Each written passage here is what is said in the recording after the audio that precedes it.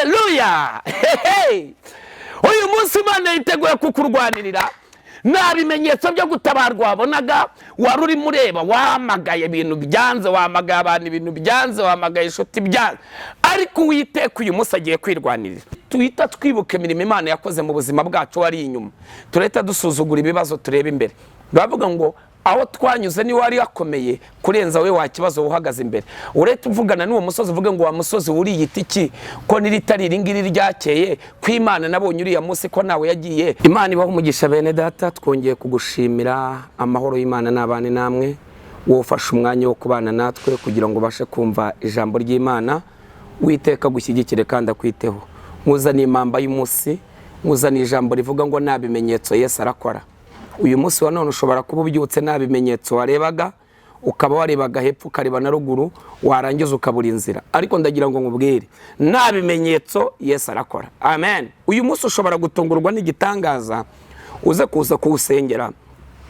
Nugisengere kuko ubona ufite amafaranga kuri konte, nugisengere kuko ureba hari ikintu kiri mu mufuka wawe.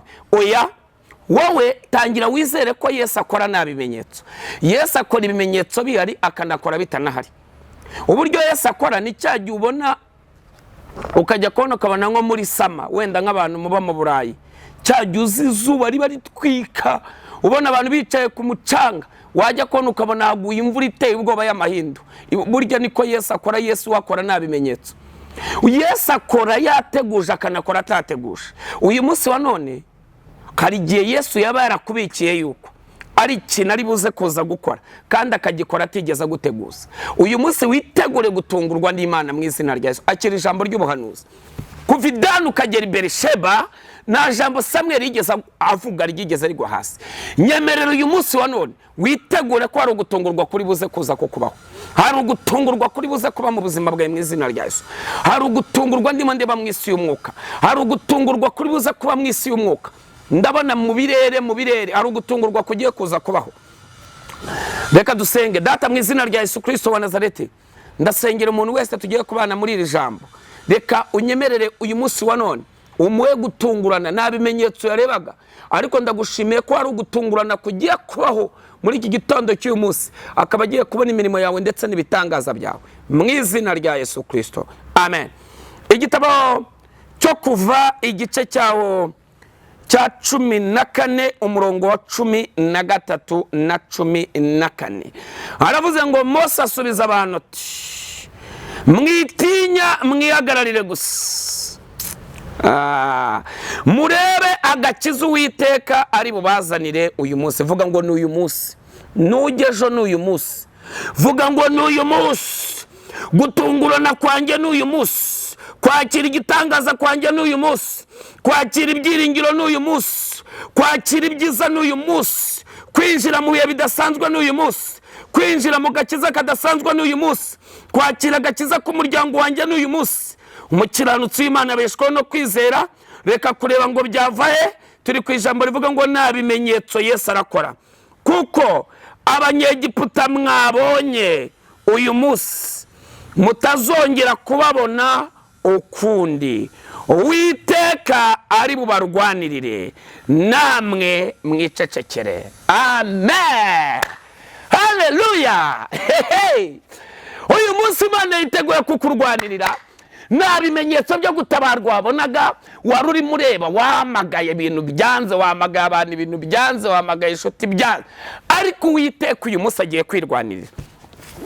Iyi nyanja itukura ni ukuri nkubwiza ukuri, ntabwo iriya nkoni Mose yari afite mu ntoki, ntabwo iriya nkoni yari bukamye iriya nyanja, ntabwo yari bucemo umuhanda. Uretse n'inyanja, nta n'umuntu wakwambuka umugezi atabanje gushyira akanuza agateme. Ariko ino nyanja Imana yabambye iteme ryayo, iyicamo umuhanda ugira ngo nta bimenyetso bihari, Abisirayeli barambuka. Uyu munsi wa none ugiye kwambuka nubwo nta bimenyetso warebaga. Uyu munsi wa none ugiye gutabarwa nubwo nta bimenyetso warebaga. Ni Imana ikora ibimenyetso bihari, ni n'Imana ikora bidahari. Abanyegiputa bari inyuma, imbere hari inyanja itukura, hirya no hino hari imisozi, nk'urahira ukuri. Naho kwambukira hari hahari, naho guca hari hahari. naho kunyura hari ariko Mose arahanurira ubuzima bwe, ahanurira ubuzima bw'Abisiraheli, kuko mu bagombaga gupfa nawe yari urimo. Uyu munsi wa none ndagira ngo uhanurire ubuzima bwawe, buhanura umubwire ngo wakibazo we, narebaga sinzongera kukubona ukundi. Gihanurire kibwire ngo wakibazo we. Mu mukasi twaganiriye ku munsi w'ejo mwarabibonye uko byagenze, nagiye mbabwira uburyo mugomba kumenya uburenganzira bwanyu. Gihanurire kibwire ngo nta kimenyetso cyari gihari, ariko ngiye gukora ibintu Imana yagakoze. Vuga ngo uyu munsi wa none Mose yakoze ibintu Imana yagakoze hariya. Vuga ngo uyu munsi wa none sinzongera kukubona imbere yanjye. Hanurira kino kibazo gihunge, gihanurire kiruke, hagarara mu butware, uvuge ngo wakibazo wenda kwirukanye mu izina rya Yesu. Mose arahagarara aravuga ngo nimwihagararire gusa murebe agakiza Uwiteka ari bubazanira uyu munsi.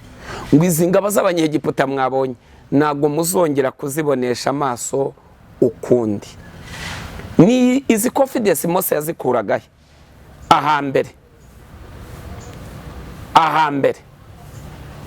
nuko bari bafite amasezerano ko batashye, kuko baravugaga ngo Imana itubwira ko tugiye Kanani yari ibizi ko inyanja ihari.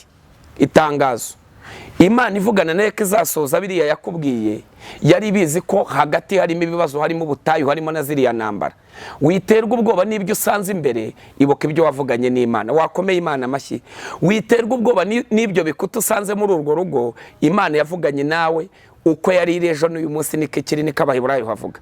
Ntabwo rero Mose yari atewe ubwoba n'iriya nyanja, ni yari atewe ubwoba n'ingabo z'Abanyegiputa, kuko Imana yasubije amaso inyuma areba ibimenyetso n'ibitangaza by'ibyo Imana yakoreye hari inyuma mu butayu, hari inyuma muri Egiputa. Aravuga ati Imana yazamuye ibikeri ndeba, Imana yahinduye inkoni inzoka ndeba, Imana yafashe umukungugu ikazamura inda mu butaka.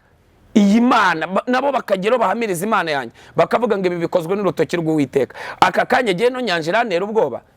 Subiza amaso inyuma urebe imirimo n'ibitangaza Imana yakoze mu buzima bwawe. Iyo ni ingingo ya kabiri ikomeye ishobora gutuma utsinda. Kwibuka ibitangaza Imana yakoze mu buzima bwawe. Icya mbere ni ukwibuka amasezerano, icya kabiri ni ukwibuka imitangaza Imana yakoze mu buzima bwawe. Hari ibyo Imana yakoze yavuze, hari n'ibyo yakoze itavuze. Wowe subiza amaso inyuma ureba ahantu hakomeye Imana yagiye gukura. Nuwareba iyi nyanja iri imbere yawe urayambuka rwose itanaguteye n'ubwoba. Urahita usuzugura ikibazo kiri imbere yawe. Iki kibazo uragisuzuguza ibyo Imana yakoze hariya hirya. Nituhita twibuka imirimo Imana yakoze mu buzima bwacu hari inyuma, turahita dusuzugura ibibazo tureba imbere. Bavuga ngo aho twanyuze ni wari yakomeye kurenza we wakibazo uhagaze imbere. Uretse uvugana n'uwo musozi uvuge ngo wa musozi uri yiti ki ko niritari ringiri ryakeye kw'Imana nabonye uriya munsi ko nawe yagiye kamaboko yayo atabaye magufi. Nimuvuge ngo haleluya. Icya gatatu, amen, haleluya, nuko urwo rugendo yararimo atari wari wararutangije. Yaravuze tubundi urugendo sinjye warutangije, rwatangijwe n'Imana. Yibuka ijambo rivuga ngo yatangije umurimo mwiza muri twe, ni nayo izawusohoza. Rero tangira umenye ko urugendo urimo ntago ari warutangije, urugamba urimo si wowe warutangije. Iyarutangije ni intwari mu ntambara, kandi kuva yarwana ntago yigeze itsindwa. Wapfukamye ahantu ugahereza Imana icyubahiro ko uru rugamba rutazagutsinda, ko iyarutangije ari izarunesha. Ariko Mana we wahagaze ahakwiriye, yatangije umurimo mwiza muri wowe, ni nayo izawusohoza. Yatangije urwo rugamba ureba imbere, ni nayo izarusohoza. Yatangije uwo murimo ureba, yatangije urwo rugamba, yatangije aho hantu uciye, iyo ni nayo izarangiza ibyo bintu byose ureba, kandi izabirangiza nta ruhare rundi rubayemo uretse guhagarara gusa ukayigirira icyizere. Nta bimenyetso byo kwambuka byari bihari, ariko Mose avuga ko Abanyegiputa bagiye gupfa, avuga ko batazongera kubabona. Ubwo yarahanuye gupfa kuri bo. Ndagira ngo uhanurire ibyo bibazo byari biri imbere yawe, ubihanurire gusinzirira guhera breta zone ma utiteye ko hari ibimenyetso bihari. Nta bimenyetso byo gushaka ngo ugize imyaka 50 birashoboka ko warongorwa, ngo ugize imyaka 45 birashoboka ko warongorwa. Impamvu reka kureba ngo ubuse koko ngo pastor ngo byakunda ngo niyi myaka ngo hari abakobwa ba 25 nge nahuye n'abarengeje iyo Imana ivugana nabo irababwira ngo ndi Uwiteka nzabashyingira, ndi Uwiteka ndabikoze. Barashyingiwe. Ibyo ni ibintu niboneye n'amaso yanjye. ni ibintu niboneye n'amaso yanjye. Nahuye n'umuntu icyo gihe nari mvuye Isiraheli, yari ari mu mihango nta bimenyetso byo gusama byari bihari, byari byaranze. Tuhuye ndamubaza ni madamu, twari turi mu rusengero abantu bari bahari, ndaba madamu ubundi wajya gubyara? Ati oya. None se wigeze ugira umwana? Ati nawe. None se ndakubaza akabazo, ko ngo waya no mazi nkakubwira ngo iri joro genda usame, urumva witeguye gusama? Ati nyine urabibona, ati ndi mu mihango. Dawe none se ubundi ko wajya guivamo wasamaga? Ati oya. Ndavuga rero ni Imana ikora nta bimenyetso. Umugabo ari hehe? Ambwira ahantu, arambwira ati yarari Nyagatare. Ndavuga ni iri joro muhamagare saa sita z'ijoro zigerega akazi karangiye, urasama iri joro. Ndagiye nkubwire ko iryo joro yahise asama. Mu gihe gito bahise baza gushima Imana, umudamu agira isoni zo gushima kubera ko abamama bakunda kugira ntuza. Noneho umugabo araza aravuga ati gereka mbyivugire, ati havuye gusenga, barampamagara ambwira ngo ninze vuba birihutirwa, ngo singeze saa sita z'ijoro ntari nagera mu rugo, ngo ngerageze. Ati ako kanya reze mfata imodoka ndiruka, ati ndaza iryo joro nkora iki Imana yavuze. Ati ndagira ngo mbabwire nta bimenyetso kuko ibi yari arimo ntibyamwemereraga ko twanabonana. Ati ariko twakurikije icyo umuhanuzi yavuze, ati turangije turasama. Ati ubu tuvugana, ati turatwite. Bagiye kubyara babyara umwana w'umukobwa, n'ejo bundi Imana yabongeje undi w'umuhungu. Nta bimenyetso Yesu arakora. Ndagira ngo mbwire Itangiriro 18:13 kugeza 14 uze kuza gusoma. Sara yakiriye, Aburahamu yakiriye abashyitsi, bamaze kurya aramubwira ngo iki gihe cy'umwaka nikigaruka nzakugaruka ko Sara byara umuhungu. Sara ni yari akijya mu mihango kuko yari agize imyaka hafi 90. Urumva cyari ikibazo cyari gikomeye cyane kuko yabyaye Isaka agize imyaka 90. Urumva nyine icyo gihe Imana ibimubwira yari ari hafi 90, ntabwo byashobokaga, ni yari akijya mu mihango. Ibaza uwo mukecuru nta bimenyetso, nibwo yabasetsa arabaseka aravuga ngo ese nzabyara nyecuye. Baramubaza ngo ese yari ikinaniro Uwiteka se mu gihe cyashyizweho ngo iki gihe cy'umwaka nikigaruka nzakugaruka ko Sara byara umuhungu? Ni Imana ikora nta bimenyetso. Lazaro yazutse, abayuda nta bimenyetso bikigaragaza ko azazuka. Yesu ahageze aramuzura. Ntabwo aribwo bwa mbere Yesu yabakoze. Wowe nta munsi waba wibuka Yesu yigeze akora nta bimenyetso? Nta munsi waba utekereza Yesu yigeze akora nta bimenyetso? Nta munsi yigeze azura ibyawe nta bimenyetso? Nta munsi yagutabaye nta bimenyetso? Nta munsi wabonaga nta nzira ihari Yesu yarangiza akayirema? Niba warigeze umubona wakomeye Imana amashyi ugahereza Imana icyubahiro ukavuga ngo Yesu nabonye cyagiye niwe ngiye kongera kubona uyu munsi, Yesu nabonye cya gitondo niwe ngiye kongera kubona uyu munsi, warangiza ukongera ukamugira icyizere ugahaguruka ugashima, nta bimenyetso ko agiye gukora. Nta bimenyetso Abisirayeli bambutse inyanja itukura, nta bimenyetso bambutse Yorodani n'ibirenge kandi amazi yari yazamutse, yari yamaze kurenga inkombe, bakandagiyemo amazi aratandukana. Nta bimenyetso, nta mapiki bafite, nta bintu bafite byo guhirika Yeriko. Barazungurutse Yeriko irarigita. Hari Yeriko yariri imbere yawe igiye kurigita nubwo nta bimenyetso byari bihari. Nta bimenyetso byari bihari byo kwishyura iryo deni. Nta bimenyetso byari bihari byo kugira ngo iyo cyamunara iveho. Nigeze sengera umudamu umwe, umudamu turasengana,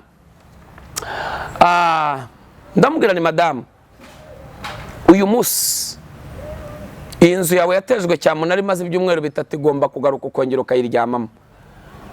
Twari turi muri eglise, ni n'umukristo wacu ku rusengero. Ako kanya ese nagiye kubona mbona abantu bararebanye, bamwe bakavuga ngo amen, ariko urumva nyine kwizera nuko umuntu usako abantu nuzajya ujya kwizera nukajya urinda ngo ubwire abantu ngo murabyumva mute. Wewe jya wizera, umusaruro wavuyemo kwizera niwo abantu bazaryaho. Nta kibazo jya wizera usubizwe basi nabo bizagenda bibakuza, burya kugenda gukura. Amen. Nuko ndavuga ni inzu ndayigushubisha, ubwo nubuhamya uje yanabuguha kandi mujya munabakurikira ku mbuga nkoranyambaga. Ndavuga ni inzu ndayigushubisha. Arambwira ati yari ifite agaciro ka $150,000, yari yagurishwe $35,000. Yahise yandikira RDB yisaba kurenganurwa. Barangije barebye agaciro k'inzu, barebye nayo yagurishijwe, aravuga ngo hoya yagurishijwe amafaranga adakwiye, kandi we yari yaramanitse amaboko avuga ngo nibyo. Ariko hari ibyo nene narakurikiranye nza kuza gusanga ari umwuka bajyaga bagiraho kunyagwa, wa mwuka wo kuzamuka abantu bakongera bagasubira inyuma, akongera agasubira hasi. Yaragiye arandika asaba kurenganurwa, barebye agaciro k'inzu, barebye n'amafaranga inzu ihagaze baravuga ngo hoya yagurishwa amafaranga adakuyagurishijwe binyuranyijwe n'amategeko, niyongere isubire ku cyamunara. Ndagiye ngo utangarize ko iyo nzu ubu yavuye mu cyamunara, inzu barayimushubije, ubayirimo, umudamu ameze neza aryamye mu nzu ye, byararangiye, nta kibazo gifite ubu ngubu, inzu niye n'icyangombwa kibitse mu rugo.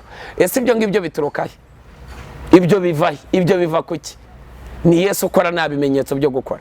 Nta bimenyetso Yesu aje kugukorera igitangaza, nta bimenyetso aje kugushyingira, nta bimenyetso ko ariya kazi ririya soko ugiye kuritsindira, nta bimenyetso ugiye kwinjira muri ariya masezerano, nta bimenyetso, nta bimenyetso, nta bimenyetso ureba, nta bimenyetso bya bintu byawe wanyazwe urabigaruriwe, nta bimenyetso ugiye kwinjira mu kindi kirere, nta bimenyetso hari urundi rwego ugiye kuzamukamo, nta bimenyetso ugiye kwinjira mu kindi cyubahiro, nta bimenyetso ugiye kuzamuka mu yandi mavuta.